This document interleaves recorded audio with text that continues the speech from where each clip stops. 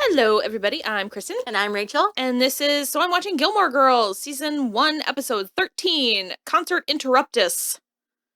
So, thoughts? It's good. Okay. I really like the Bangles. I love go the back Bangles. and listen to their discography. That's hard to say. Yeah. Hello. I like the Bangles and I like the Go-Go's. Mhm. I like those 80s, 90s girl groups. Yeah, because I remember liking them when I was little, and so Yeah. I'm curious to see if I would still like them as an adult. Well, Eternal Flame... Or like them more as an adult. Still slaps. So does Walk Like an Egyptian. It's problematic, though. Just keep it to myself. I won't play it in public. Okay, so basically the gist is that in Stars Hollow, we are doing a charity rummage sale, a town-wide rummage sale, and Lorelai has agreed to organize the whole thing, so their house is like a disaster. Oh, yeah. And also, at the beginning of the episode, we're shown that Lorelai is having a really hard time letting go of her possessions for this rummage sale, and then also she keeps picking things out of the items to keep. You know what's really funny? That we watched this episode today because I had to fish out some shoes that I was considering wearing for the wedding in a couple weeks to see if they matched. And I was like, I need to get rid of so much stuff because I haven't done it in a while. Yeah. So this is really kind of putting a fire I need to get rid of it. I have like 3 boxes in my bedroom that are just waiting to get filled with stuff that I like haven't done yet. And I will be getting rid of the shoes that I thought I could wear. So the other part of this episode is that Rory has a debate about whether Charles the First received a fair trial. Okay. I couldn't remember which Charles. Yep. I hold on to Charles the First with both hands because, as I told Kristen out there, I have been to the last remaining part of his palace. Cool. It's the Whitehall Palace. It's just like a banquet hall at this point. Is it in England? Yeah. In London? That's where we went for the Vikings dinner. Right. And so it was so cool. We got trumpeted to dinner. It was very fancy. Basically, where we sat, he would have walked through our table and walked outside and had his head fully chopped off. Damn. Yeah. It was cool. What did he do? It was during they had a civil war. England? Oh, the War of the Roses? Yes, I think so. And so he was overthrown. Okay. All right, cool. Yep. So they are doing a debate, and Rory gets assigned to a debate group with Paris, Madeline, and Louise. Also, I would like to point out that Tristan doesn't do anything gross in this episode, and I think it is clear by his behavior in this episode that he is legitimately interested in Rory. So, but just don't be gross! He wasn't. But in this episode, but that doesn't, him just staring longingly at Rory does not negate any of the other gross behavior. Okay. I'm just saying. No, don't be gross. Just tell me that you like me. Shh. Paris said he has had hard things going on in his life. Well, and he's also flirting with Paris to peacock around. Okay, so he was a little gross. Yes. Okay, I think, though, that it does make it slightly less gross that Paris knows what he's doing. No, but then she's complicit. Yeah, but she just wants him to flirt with her. Right, because she has low self-esteem. Yeah. It's terrible, so we're taking advantage. Let's just put the grossness where it fully belongs, which is on Paris's parents. Well, you're right. No, it's all their fault. It's top to bottom. For sure their fault. Top to bottom. So basically, we're not there yet. I have just such a soft spot for Tristan. And that's fine, and you can have it. Right now, I'm just like... Okay, right now. I feel like you're not going to come around all the way to my side, but I think you're going to do like a 90-degree turn. Like, I feel like we're opposite right now. Okay. And I think you're going to come to here. Okay. I think. Who knows? We'll see. It would have to be pretty big. Because... Oh, okay. Well, then no. For me, it's about the potential. No. Okay, but we haven't gotten to where the potential would start off from. Okay. In case anybody is curious from the thing that I said, and I think the first episode, my secret fourth thing is that I think Rory should be with Tristan later. There's a very specific set of circumstances. Which I will explain when we get there. Regardless. So basically the deal is that they can't use Paris's house to study for this debate because her mom is getting the entire house redone, and they can't go to Madeline's place. I don't remember why she said. Which one is Madeline again? With the brown hair. Or it's black hair. Well, the other one. But Louise's mom is having an affair. Yeah. I don't remember why.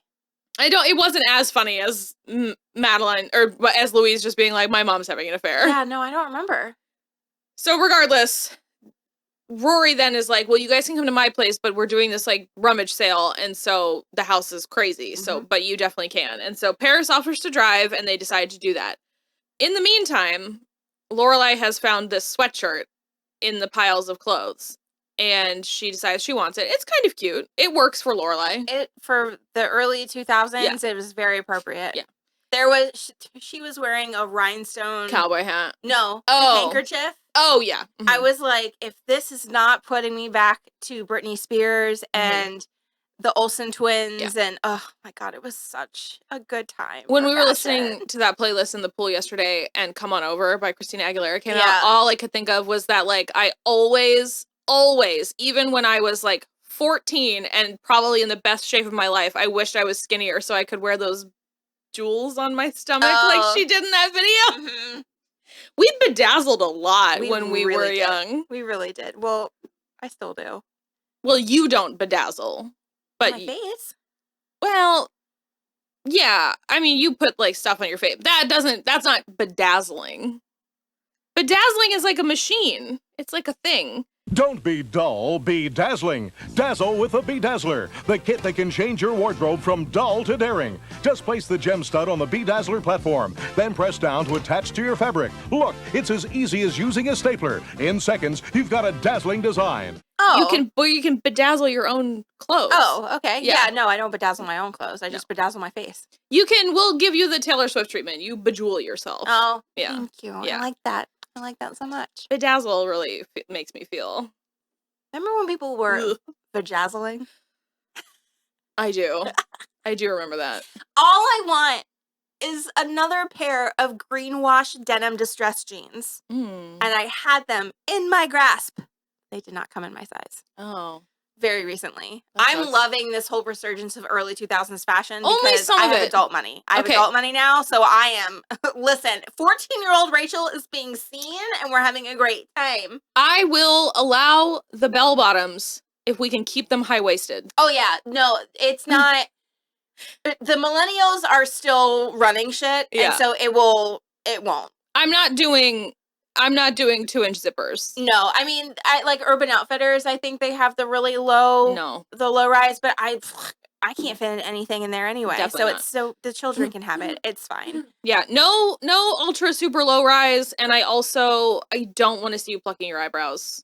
Oh, that is coming back. Let's leave your eyebrows alone. That is coming back. Do some shaping. Mm-hmm. Let's not, unless you are of a very specific, like, ethnic background and you're participating in a very specific subculture. Yeah. Let's leave the eyebrows. Yeah. Let's leave them alone. I think my next future, past, present outfit that I want to redo or do for the first time is the parachute pants and like a vinyl tube top. Oh boy. I want it so bad. Bitch, how are you gonna get them things in a tube top? You get a corseted one. Okay. And then there's a little bit of boning in there, and then up here. Okay. Great. I just can't lay back because then I'll smother myself. That'd be great. My shoulders and my back are gonna hurt like a mother, but I'm just so happy with my tiny boobies. No, what's there like if we're like a tube top, especially like a corseted one situation, they're in there. They're not really moving. But no, it should be fine.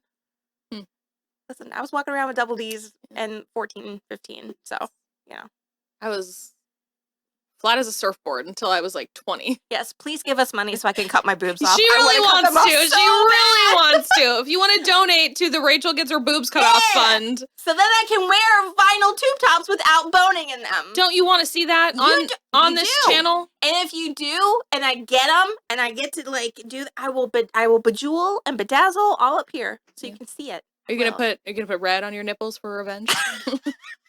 Yes, while I'm eating potato chips.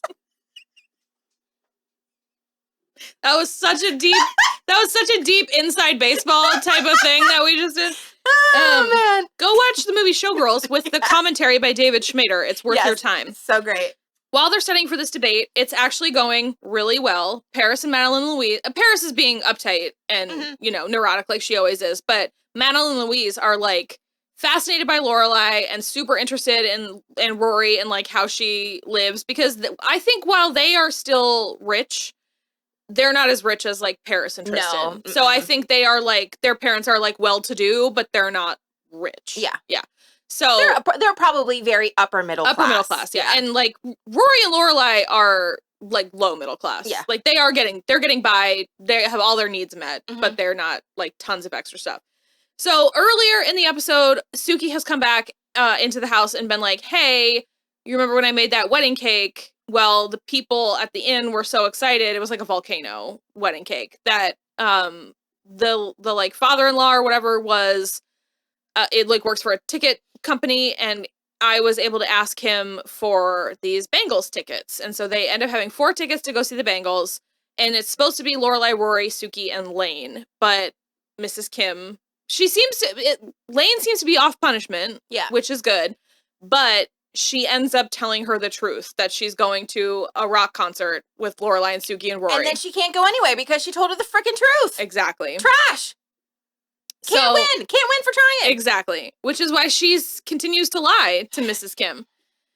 So anyway, then it's basically just going to be the 3 of them, Suki, Lorelai, and Rory, until Lorelai has the idea that since Rory's getting along with her classmates so well, why don't they take the 4 good tickets and her and Suki will buy something crappy at the door. And the girls are all pretty excited about it. Paris again drags her feet, but she gets on board. And so they end up going. Immediately, as soon as they get there, Madeline and Louise make friends with Brandon Routh, Superman, and some other dude. I feel like I looked him up before. Glenn Dunk. Yeah, I don't know who that is. Boy. His name is Sean. So they immediately make eyes at them, and they're sort of like, making plans, whatever. So the concert is like halfway through. Also, Lorelai and Suki totally offend the 2 guys sitting next to them, because they're like, aren't these the worst tickets you've ever seen? They're in the second to last row in this theater. And the guys are like, I don't find that very funny. I'm just like, you have to know how shitty your tickets are. Yeah, what a wet blanket. If I was in the second to last row at a concert like that, I would be like, yeah, these tickets are super shitty. It's all I could afford. If Lorelai and Suki had bought the tickets, it would have been all they could afford. Right. They were just given really nice tickets. Yeah. So anyway, they meet these boys, and Madeline and Louise are like, we're gonna go, they're having a party, we're gonna go there. And Rory's like, no, we have to meet my mom, absolutely not. And they even try to get Paris to come, and Paris is like, no, I'm good, I'm super good, just hanging out here, which I kind of love. And then Paris is just like, I really like this band. Yeah. She's so cute about this stuff. We've got one more really rough spot. Okay. At the end of this season, and then for the most part, it's an upward trajectory after that. There's like maybe 1 or 2 more like bumps, but they're not quite as severe as this last one that's coming. Lorelai wears the sweatshirt that she found. Oh yeah, and she goes to the diner, and with her stupid cowboy hat too, which she also found in the pile of crap. And Miss Patty donated some stuff. She donated drums that she used to dance on at the Copa, I think she said. Copacabana in 1969. So Patty's got such a cool life. I think I mentioned it once before, that for me, she's kind of like Alexis Rose. Oh, yeah. Where it's just like, every time you see her, she's got another story. And so Lorelai comes into the diner wearing the sweatshirt and the stupid hat. The hat is irrelevant. It's just really stupid. Yeah. And Luke freaks out and says, why are you wearing that? That doesn't belong to you. I can't believe you are doing this. You think you can just take whatever you want. And Lorelai was like, well, I paid for it. And he just goes, you think that makes it okay? And he's like freaking out completely. So she ends up talking to Patty, I think. Patty and Suki. Yes. Yeah. And Patty is like, I bet this belonged to Rachel. And it's spelled the right way too. Yep. And so that is how we find out that before we, 5 years ago, before we picked up watching this show, Luke had a very serious girlfriend named Rachel, who Patty couldn't remember what she does for a living. She's a photographer. We do find that out. She comes. Oh, okay. Yeah. And it was like very serious, and she really broke his heart because Stars Hollow was like too small for her. She's like kind of a nomad, and she like didn't really want to stay. She wanted to like go have adventures and stuff. And Lorelai was like, how did I not know this? And everybody's like, you have a kid. Like, you were not... You were busy. You were super busy. I guess she was also just moving into the house. So it was like, everything was going crazy. And so then she just keeps asking questions about... Because she likes Luke! About Rachel. And Suki even is like, you sound jealous. Like, you sound like you're jealous and that you're interested in Luke. And she's like, ha ha ha, never. Obviously, yes. They are obviously interested in each other. So what my favorite thing is when she asks her at the concert is what kind of pretty Rachel was. And she says she was like an Elle Macpherson type of pretty, and she actually kind of is. Oh, really? She's got really pretty curly hair. Okay. And like her face is beautiful. I really like the actress that plays her. She's sweet. I think she's nice. And she also, despite the fact that she is, the way she plays it and the way it comes across, she, to me, does not feel like just like a random interference in the Luke and Lorelai thing. Okay. It feels very organic how she like comes back and everything. Okay. I like it. After the concert is over, Rory and Paris are waiting for Lorelai to find them. And at literally the moment Lorelai finds out that the other girls left, she is on a mission, which I love. Me too. I love it so much. They end up finding the apartment, which is already kind of like amazing to me. Well, I mean, if Louise said, she said it was exactly where it was. Yeah. So it was on the corner. So, I mean. There's 4 corners to that intersection. Well, but I mean, to the cross section though. So, I mean, if there was like, say there was like a laundromat or a Chinese place and then some CVS over here, and then there's like one. It would be like, a Dwayne Reed. Oh, I'm there, yeah. But I mean, I feel like it would be decently easy enough. Yeah. So they find the building and they go in and they're just like knocking on all the doors, which I love that Paris too is like, your mom's just gonna knock on all the doors, isn't she? And Rory's like, yep, she definitely is. I love that Suki catches a bit of a domestic dispute where she's like, she caught him with the blonde again, listening up against the window, and then there's a dog behind one of the doors. I love living in apartment buildings. Yeah. Because you could just hear everything. That is actually one of my favorite episodes of Will and Grace, where they end up, think they can hear through their floor vent to the downstairs neighbors. Sounds familiar. And so they just are like, Will and Grace are just like lying on the floor for like the entire episode, like listening to what's happening downstairs. It's very funny. Oh yeah. In one of my apartments in Baltimore, I could hear into the unit through my closet. And so I would like go and listen. Because I'm a creep. I've never lived in an old apartment building. Oh, I have. I've only ever lived in like vaguely new construction. So there's never been like, vents that all connect to each other and stuff. Well, that apartment in Baltimore used to be a hotel that Fred Astaire danced on the marble bar in the basement because it used to be like a really hopping place. It was cool. Amazing. That was one of the coolest apartments. I've lived in a converted department store. Ooh. A converted grain factory. Just like a 100-year-old boarding house situation. Trying to think what else. The oldest place I ever lived actually was 2 of my dorm rooms. Because no, that makes sense to Charleston. Well, because I lived in historic houses. Yeah. So I lived in a dorm my freshman year, and then for my sophomore and junior years, I lived in one historic house. And then for my senior year, I lived in a single and one right next door. It was like a carriage house. Okay. Yeah. I don't remember what the building was on Calvert Street, but it was like across from the courthouse and stuff in downtown Baltimore City. So it was like old. Interesting. Yeah. So anyway, they end up finding the apartment and Superman answers the door and Lorelai immediately is like, those girls are 16 and that doesn't look like lemonade in those party cups. I love it. We're leaving. I mean, it's totally like Rory gives her like a smidge of a hard time at the rummage sale the next day where she's like totally not cool, but she like understands. Well, yeah, because when Lorelai says, I came with 4 girls, I'm leaving with 4 girls, because that makes you look bad. Like, no one's going to trust you ever again. Of course. To, like, take care of their kid. Yeah. So. And also, I love that she was like, I can't wait to meet your parents. I think we're going to have so much to talk about. It's just very funny. Mm-hmm. But I do also, the moment when they're leaving and Paris says, I think this is the best night I've ever had in my life. I mean, that's so cute and so amazing. And I love more of that. Oh, we get so much of it, Yeah. like, as we go. I love the Paris and Rory relationship. It just makes sense to me. Mm-hmm. It just is so, like, you start out as rivals and then you end up just being, like, besties. Yeah. And it's so good. Yeah, I don't know, I love it. And then Lorelai and Luke have a really nice scene where she gives him back the sweatshirt and she's like, it's obviously, it means something to you. Just because you want to get over it doesn't mean that you have to or that you are.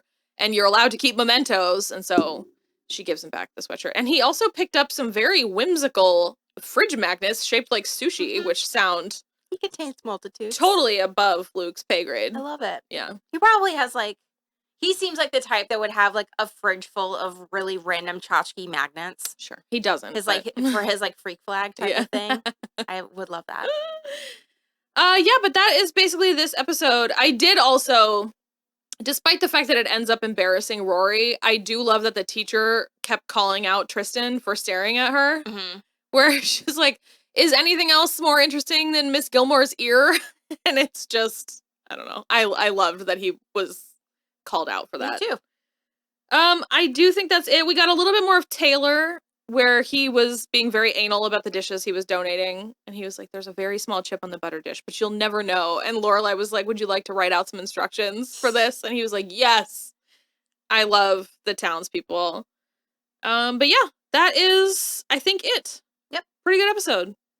So yeah, we are going to break for today, but we will be back with the Donna Reed episode next week. Cool. Bye. Bye.